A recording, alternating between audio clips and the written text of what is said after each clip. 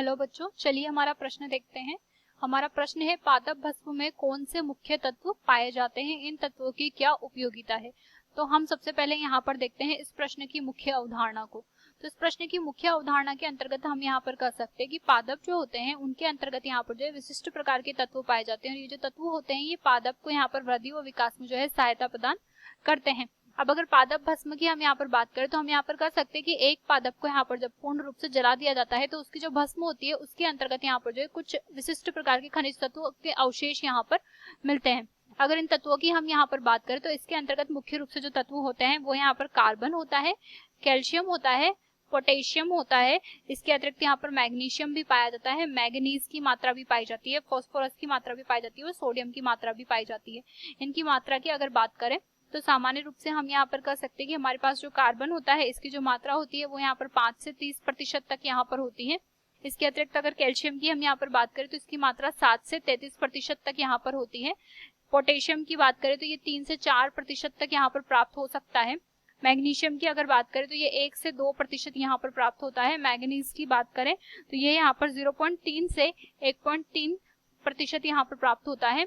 Phosphorus की अगर बात की जाए तो ये 0.3 से 1.4 के करीब यहाँ पर प्राप्त हो सकता है। तो ये मात्रा इनकी यहाँ पर जो है हमें सामान्य रूप से जो है प्राप्त होती है। अब अगर यहाँ पर हम बात करें इनकी उपयोगिताओं की तो उपयोगिता के अंतर्गत सामान्य रूप से हम यहाँ पर कह सकते हैं कि हमें जो सबसे पहला दिया है वो दिया है यहाँ पर कार्बन, और हम जानते हैं कि कार्बन जो होता है यहाँ पर सबसे विशिष्ट प्रकार का जो है पोषक तत्व होता है। और हम यहाँ पर कह सकते हैं कि विभिन्न प्रकार के यहाँ पर जो कार्बनिक पदार्थ होते हैं उनमें ये पाया जाता है। तो ये तो कोशिका की यहाँ पर जो है प्रत्येक अवस्था में सामान्य रूप से पाया जाता है क्योंकि ये कार्बनिक पदार्थ ही सभी इसी से निर्मित होते हैं।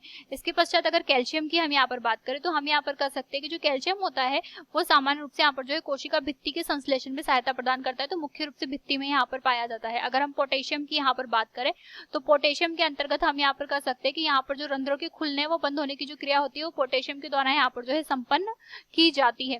इसके पश्चात अगर मैग्नीशियम की हम यहाँ पर बात करें तो हम यहाँ पर कह सकते हैं कि जो मैग्नीशियम होता है इसके यहाँ पर विभिन्न प्रकार के कार्य होते हैं।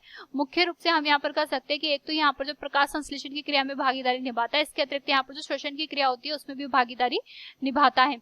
इसके पश्चात अगर मैग्नीज की हम यहाँ पर बात करें तो मैग्नीज के लिए हम यहाँ पर कह सकते हैं कि ये जो होता है यहाँ पर नाइट्रोजन उपापचय जो होता है उसमें यहाँ पर जो है सहायता प्रदान करता है मुख्य रूप से। इसके अतिरिक्त अगर हम यहाँ पर फास्फोरस की बात करें तो फास्फोरस के लिए हम यहाँ पर कह सकते हैं कि सामान्य रूप से ये जो होता है यहाँ पर हमारा डीएनए व आरएनए का मुख्य संघटक होता है कोशिका में, यहाँ पर जो विभिन्न प्रक्रियाओं में भी भागीदारी निभाता है। और अगर सोडियम की हम यहाँ पर बात करें तो हम यहाँ पर कह सकते हैं कि सोडियम जो होता है विभिन्न प्रकार के यहाँ पर जो लवण होते हैं उनको निर्मित यहाँ पर कोशिका के अंतर्गत संपन्न करता है। तो इस प्रकार से हम देख सकते हैं कि यहाँ पर पादप भस्म में जो है इस प्रकार से तत्व पाए जाते हैं और इनकी उपयोगिताएं जो है कोशिका में अलग अलग प्रकार से होती है। आशा करते हैं आपको प्रश्न समझ आया होगा।